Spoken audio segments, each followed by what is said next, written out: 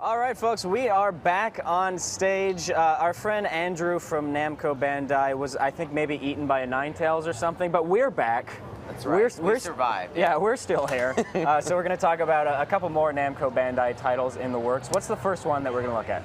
Dragon Ball Z for Kinect, so kind of switch into a whole different anime franchise, but definitely one of the best of all time.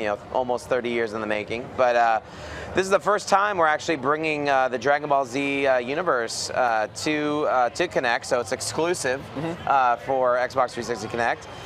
One of the great things about this, if you've been at E3 or even for fans who might have been at Anime Expo last week, is the fact that you really get to assume the role of these characters, and that's something that the fans, they cherish these characters, but there's nothing more satisfying than pretending to be Goku and busting out a Kamehameha.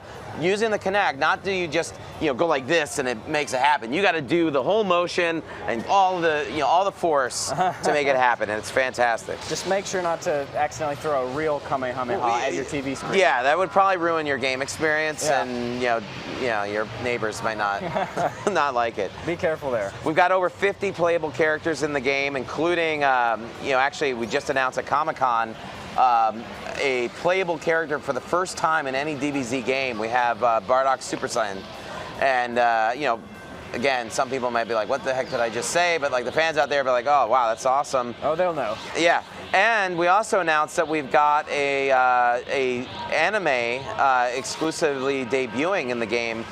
In the US for the first time, which is the episode of Bardock. This is something that released in Japan, but has never actually made it stateside, and this is the first time it's actually going to be officially subtitled in English, and it's going to be inside the game as a kind of bonus content for the fans. Oh yeah. Any idea how to unlock that? Or well, no. It's the beauty of it is right in the menu. It's just like literally go like let's click X and watch an anime. You don't have to beat the entire game on insane difficulty mode and collect all the coins? Nope. It's meant to be enjoyed, and definitely wanted to bring that for the fans. But again, the beauty of Kinect 2 is that you can now experience this world in first person, which is something very unique compared to a lot of the other Dragon Ball Z games. All the great characters, all the authentic moves, over 100 different moves that you can pull off, from the franchise. So we might have a shot of our player over there on the screen. Brandon. Yeah. As you can tell, he's throwing some real punches around there with what appears to be a half-eaten hamburger behind him on that table. Hopefully he doesn't get distracted and go grab that hamburger. Well, when in the Dragon Ball Z universe, because the characters consume so much power, they actually do need to eat quite a bit. I know Goku gets very hungry. Yes. And when that family eats, they make a mess. Yes. So he may have to leech that burger before the game's done. You never know. It's warm out too, a little humid. I can see Brandon is trying to charge up. He's playing the character Piccolo right now. He's about to do maybe the special beam cannon. There it is. Bam! Oh, nice. And the effects of all the moves are again completely authentic. He just did a whooping and won the round. All right, great. Let's see. So we've got some questions coming in from Twitter. Georgina Perez is wondering, will the Dragon Ball GT storyline be in this game? So this follows the entire Dragon Ball Z storyline. Okay, so it's a little earlier than GT. Yeah. So you can play the entire saga in this game in story mode. There's also a score attack mode, which is more of your kind of one-on-one quick battles with enemies, but you can definitely progress through the game through the entire storyline of Dragon Ball Z. All right, let's see here.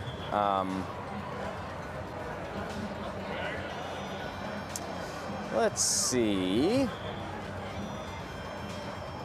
Guys, just remember, if you want to send us any questions, the account is @GameSpot. Tweet at me, and I would be glad to answer those. Or, I'm not going to answer those questions. I'm going to ask those questions. Sure. If I do answer them, they will be very erroneously, and nobody wants that.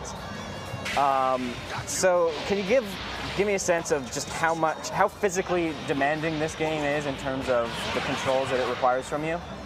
Well, you know, like I said before, I mean, we've got, you know, all the real authentic moves that each character is known for. And what's great with the beauty of Kinect is that you really have to pull off those stances and those moves.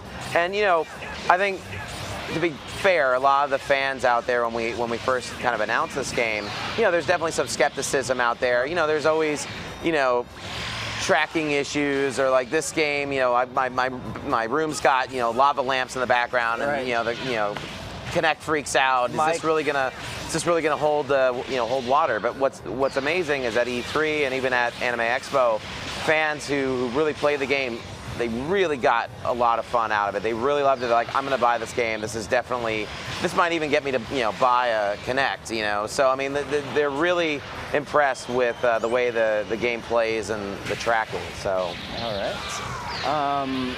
Let's see here.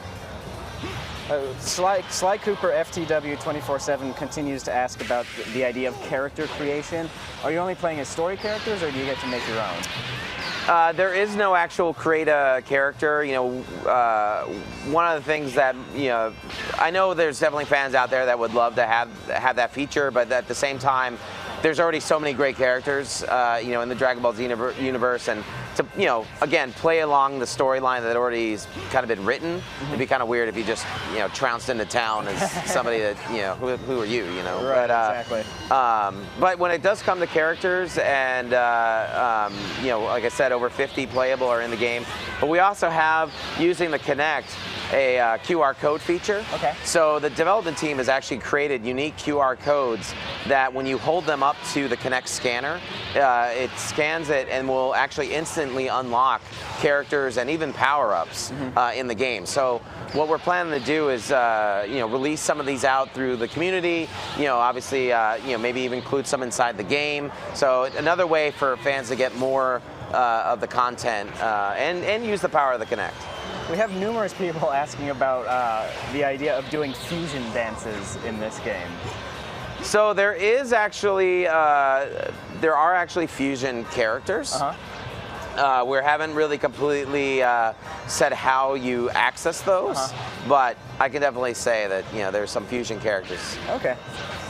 So we've got Dragon Ball Z for Kinect right here, but yeah, we also have another Dragon Ball Z game that you guys brought by, right? That is correct. Yep, it's something we also just announced at Comic-Con, and I think we'll probably take a look at that next. And I mean, I know he's trying to bust. Oh, there he did. Oh, he busted out the Kamehameha before the segment was over, but. You know, again, this is coming out actually October 9th on Xbox 360 for Kinect. Okay. And then I think we'll now switch gears to Dragon Ball Z Budokai HD Collection. All right, guys, in the room over there, if we can.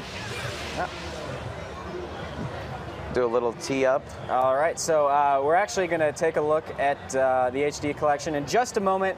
But before we do that, we're going to check in with the show floor real quick, and then we'll be back with some HD Dragon Ball goodness. Stay tuned.